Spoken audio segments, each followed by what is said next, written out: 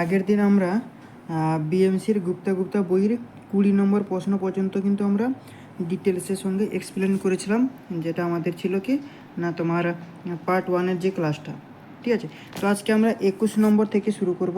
দেখো 21 নম্বর কি বলছে, বেশি টাইম নেব না, তাড়াতাড়ি শুরু করব। 21 নম্বর বলছে, দেখো crushing strength of good building stone should be more than. ঠিক আছে, তাহলে ক্রাশিং স্ট্রেংথ গুড বিল্ডিং স্টোনের কত সেটা আমাদের জিজ্ঞেস করেছে।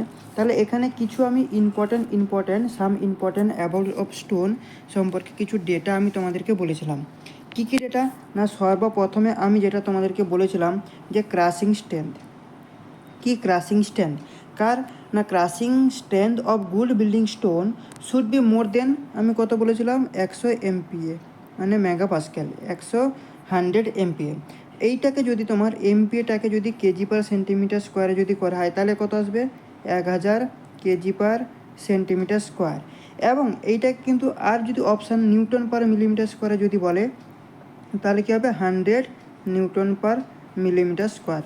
তাহলে তোমাকে মনে রাখতে হবে 100 মেগাপিক্সেল মানে এমপিএ মানে 1000 কেজি পার সেন্টিমিটার স্কোয়ার বা তোমার 100 নিউটন পার মিলিমিটার স্কোয়ার। এটা কি হয়ে গেল 1 নম্বরে না ক্রাশিং স্ট্রেংথ। এবং আমি আরও কিন্তু বলেছিলাম a good building stone water absorption capacity should not exist 5%। কত বলেছিলাম, শুড নট এক্সিস্ট 5%। কি 5% অফ দ্য সেলফ ওয়েট মানে 5%-এর চেয়ে বেশি হলে স্ট্রেংথ কিন্তু কমে যাবে, দ্বিতীয়ত। আর 3 নম্বর পয়েন্টে আমি তোমাদের কি বলেছিলাম, স্পেসিফিক গ্র্যাভিটি। কি স্পেসিফিক গ্র্যাভিটি কার না, তোমার এই যে গুড বিল্ডিং স্টোনের ক্ষেত্রে specific gravity should be at least কত, অ্যাজ পার কোডের হিসেবে 2.7। কিন্তু গুপ্তা গুপ্তা বইতে দেখবে তোমরা এখানে অপশান পাইবে 2.5 থেকে 3.0। যদি 2.7 থাকে তাহলে 2.7 করব, আর যদি 2.5 থেকে 3.0 বলে তাহলে এটা আমরা করব। এই কটা ডেটা এখান থেকে জানলে কিন্তু আমাদের সাফিসিয়েন্ট। তাহলে এখানে দেখো যে 21 নম্বরের প্রশ্ন, এই যে প্রশ্নটা কি বলে দিয়েছে যে crushing strength of a good building stone should be more than. তাহলে কত হবে, একটু আগে আমি বললাম 100 নিউটন পার মিলিমিটার স্কোয়ার, 1000 কেজি পার সেন্টিমিটার স্কোয়ার, 100 MPa। এখানে এমপিএতে দিয়েছে, তাহলে দেখো 100 MPa হচ্ছে অপশান বি, তাহলে বি হয়ে যাবে আমাদের কারেক্ট অ্যান্সার। ওকে, চলো এরপর আমরা যাব 22 নম্বর। 22 নম্বর কি বলছে, 22 নম্বর জিজ্ঞেস করছে, দেখো specific gravity for most of the building stone less than between. আমি একটু আগে স্টোনের স্পেসিফিক গ্র্যাভিটি কত বললাম 2.7 অ্যাজ পার কোডের হিসাবে, এবং গুপ্তার হিসাবে যদি বলি তাহলে হচ্ছে 2.5 থেকে 3.0। একটু আগে কিন্তু ডেটা তোমাদের লিখালাম। তাহলে দেখবো কোনটা আছে, 2.7 তো নেই এখানটায়, তাহলে আমরা দেখবো এই ভ্যালুটা রয়েছে কিনা 2.5 থেকে 3.0। অবশ্যই রয়েছে, দেখো অপশান সি 2.5 থেকে 3.0। তাহলে অপশান সি হয়ে যাবে কি আমাদের কারেক্ট অ্যান্সার। ওকে, তাহলে 22-এর কী হয়ে গেল, সি হয়ে গেল আমাদের কারেক্ট অ্যান্সার। এরপর দেখো 23 কী বলছে, 23 বলছে দেখো এখানটায় তোমার যে স্পেলিং হামার ইজ ইউজ ফর। ঠিক আছে, 23 বলছে কি স্পেলিং হামার ইজ ইউজ ফর। এখানে আমি তোমাদেরকে কিছু কিছু জিনিস বলবো। কি তোমাকে দেখো সর্বপ্রথম আমি যেটা বলবো জাম্পার। কি জাম্পার জিনিসটা কি, জাম্পার হচ্ছে তোমার কাইন্ড অফ হামার, মানে পাথর কাটার জন্য বা ভাঙার জন্য জাম্পারটা আমরা ইউজ করি, সেটা কিন্তু এক রকমের কিন্তু হামারের টাইপের হয়ে থাকে, সেই জন্য কাইন্ডস অফ হামারও। ঠিক আছে, জাম্পার হচ্ছে কাইন্ডস অফ হামার মানে পাথর তোমার কাটার জন্য বা ভাঙার জন্য কিন্তু এই জাম্পারটা কিন্তু আমরা ইউজ করি।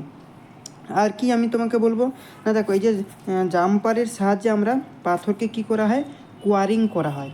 এইটা কিন্তু তোমাকে জানতে হবে, কি কোয়ারিং করা হয় কিসের মাধ্যমে, এই জাম্পারের মাধ্যমে। আর এই যে স্পেলিং হামার কি না, স্পেলিং হামারের সাহায্যে আমরা পাথরটাকে কি করি, ড্রেসিং করা হয়। কি করা হয়, পাথরটাকে ড্রেসিং করা হয়। তাহলে এখানে দিয়েছে স্পেলিং হামারের মাধ্যমে আমরা কি করব, ড্রেসিং করব। তাহলে অপশান বি দেখো রয়েছে রাব তোমার dressing of stone.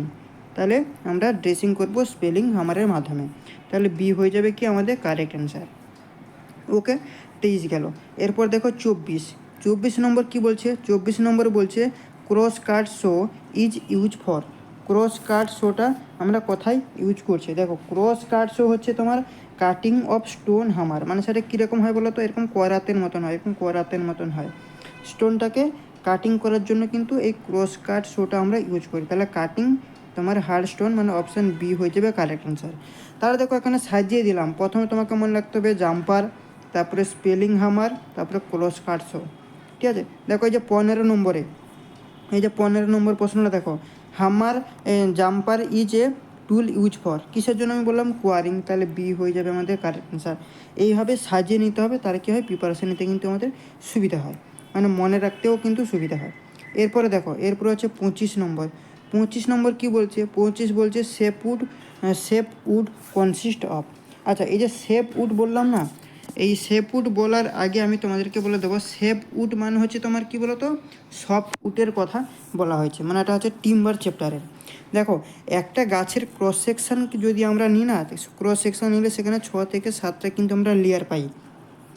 Key key layer পাই দাদা? দেখো, সর্বপ্রথম হচ্ছে তুমি কী পাবে, বাইরের যে শক্ত একটা ছাল দেখতে পাবে, যেটাকে আমরা কী বলে আউটার ব্রেক, কী বলা হয় আউটার বা আউটার বার্ক বলা হয়। ঠিক আছে, তারপরে দেখবে তোমার ইনার বার্ক তুমি একটা পাবে, কি inner bark, INNER, inner bark. প্রথমে আউটার বার্ক পাবে মানে শক্ত যে গাছের ছালটা, তারপরে ইনার বার্ক পাবে, তারপরে 3 নম্বরে তুমি যেটা পাবে সেটা হচ্ছে কি না কম্বিয়াম লেয়ার। কি কম্বিয়াম লেয়ার, কম্বিয়াম লেয়ার। এই কম্বিয়াম লেয়ার কি, মানে এই কম্বিয়াম লেয়ারে তোমার জলের পরিমাণ সবচেয়ে বেশি থাকে। তারপরে হচ্ছে শেপউড, কি তোমার শেপউড যেটা সম্পর্কে প্রশ্নতে রয়েছে যে শেপউড মানে কি, শেপউড মানে হচ্ছে জলের পরিমাণ একটু কম থাকবে। তারপরে হার্ডউড মানে শক্ত, মানে কাঠটা সব থেকে কী হবে শক্ত হবে। তারপরে হচ্ছে পিট, তারপরে হচ্ছে তোমার পিট মানে মাঝখানে কালো রঙের একটা থাকবে। ঠিক আছে, তো এই কয়েকটা আমাদের গাছের যদি ক্রস সেকশন নেওয়া হয় তাহলে এই কয়েকটা কিন্তু আমরা লেয়ার পাবো। কিন্তু দেখো, এর চারদিকে যে একটা রের মতো বেরিয়ে থাকে না, তাকে আমরা কি বলা হয় বলো তো, না তোমার মিডুলার রে বলা হয়। মানে সেটা কীরকম তোমাকে দেখাচ্ছি।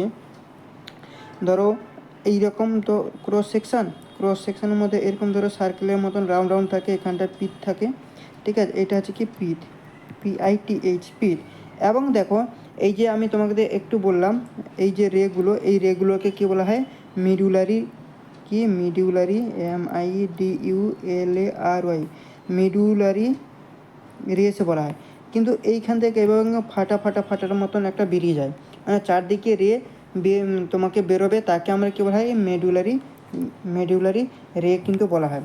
কিন্তু এখানে অনেক কিছু সিস্টেম আছে যেগুলোকে আমাকে জানতে হবে। কি কি, এই যে শেকের ব্যাপারগুলো আমাকে জানতে হবে।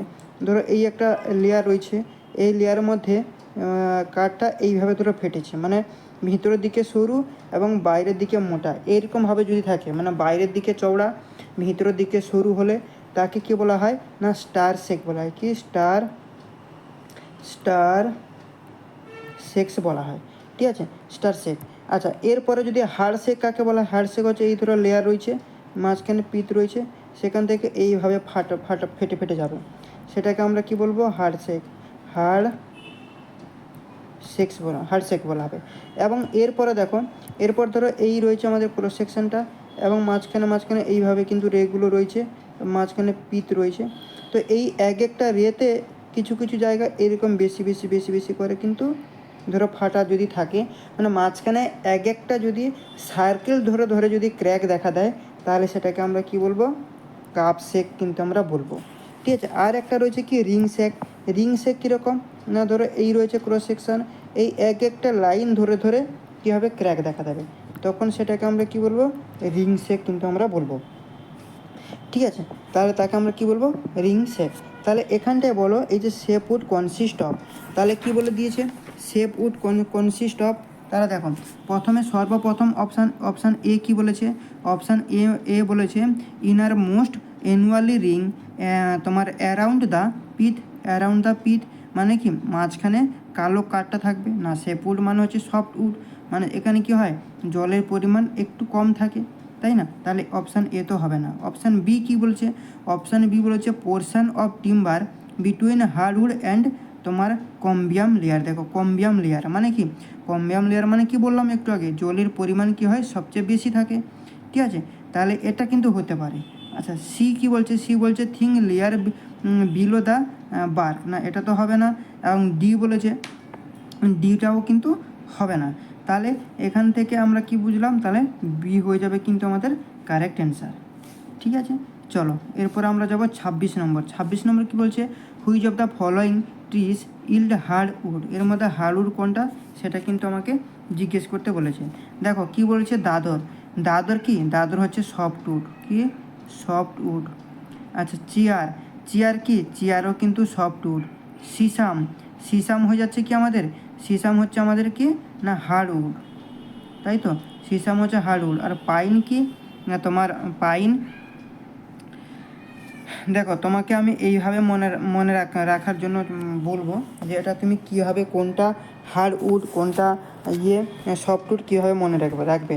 দেখো হার্ডউড, হার্ডউড কী হয় না, হার্ডউড হচ্ছে তোমার সিসাম, সিসাম, শাল, টিক, সিসাম, শাল, টিক, এগুলো হয়ে যাচ্ছে তোমার হার্ডউড, মানে হচ্ছে তোমার ম্যাক্সিমাম রেজিস্ট্যান্স অ্যাগেনস্ট